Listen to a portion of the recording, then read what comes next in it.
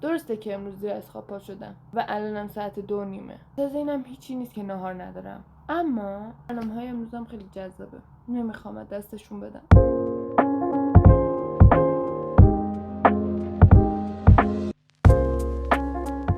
اولین کاری که میکنیم اینه که موهامون رو گوجه بالا میبندیم. دومین کار میریم یه غذای خوشمزه درست میکنیم که بتونیم سیر بشیم.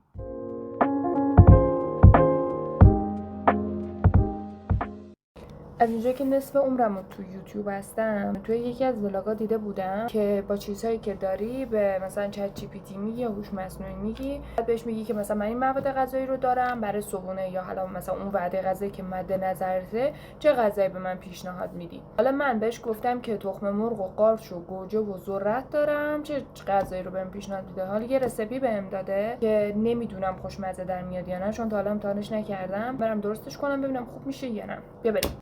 چای صبحونه رو که کنار بذاریم، مواد اولیه که برام گفته بود به تعدادی که خواسته بود و آوردم.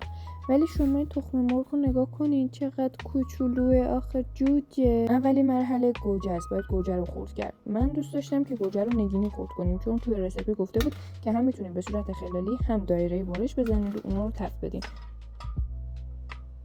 من به صلاح دید خودم پیازم به رسیپی اضافه کردم. آخه ترکیب پیاز و قارچ و گوجه یه ترکیب برنده است. حالا وقتی که پیازا رو تفت دادیم و یه ذره رنگ بهش دادیم، گوجه رو بهش اضافه میکنیم و اجازه میدیم گوجه هم یه تفت بخوره. وقتی که گوجه و پیاز با هم دیگه یه تفت خوردن، بعد بهش قارچ رو اضافه میکنیم. ولی من چون قارچم یخ زده بود گذاشتم گوشه قابلمه که یخش باز بشه، بعد بتونم خوردش کنم، به بقیه مواد اضافهش کنم. حالا من امروز هر چی پیدا کردم تو خونه فریز شده بود. باید ذرت رو بهش اضافه کنم که با قارچ و گوجه که با هم دیگه مخلوط شده تفت بدم. بعد نوبت تخم مرغ است. بعدش ادویه ها رو بهش اضافه کردم، نمک و زردچوبه و فلفل سیاه.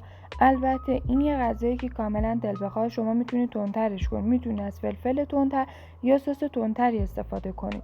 اما من چون نمیتونم غذای تند بخورم، فلفل سیاه برای من اوکیه.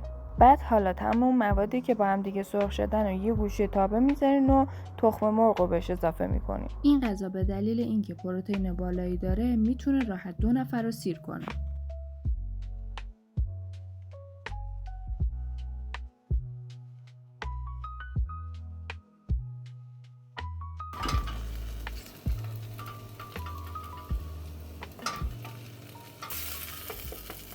بچه این آماده شد، یعنی اوکی شد. البته این تو رسیپیش گفت اگر که دوست دارین میتونید مثلا یا تخم مرغش عسلی باشه یا اینکه بذارین کامل بپزه دیگه، از اون خام بودنه در بیاد. من چون خودم تخم مرغ عسلی رو با این ترکیب دوست نداشتم، دیگه گذاشتم یکم بیشتر بپزه تا اون از اون خامیه در بیاد. حالا من با این غذا دوست دارم که ترشی لیته یا اینکه خیارشور، البته به انتخاب خودتون. خیارشورم دارم، لیته هم دارم. بریم که تست کنیم ببینیم چجوری میشه. یا علی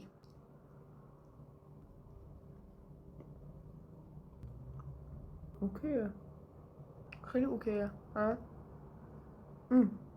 شف کس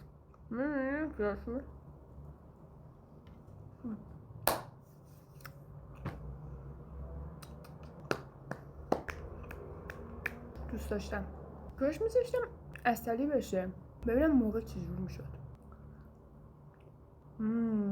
اینم خوب شده، خیلی خوشمزه است.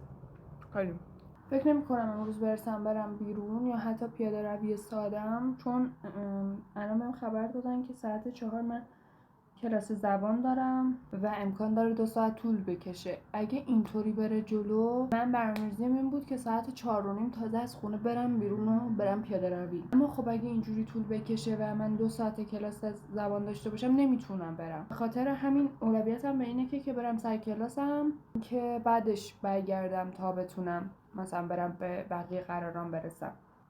حالا فعلا برم کلاس زبان ببینم چی میشه.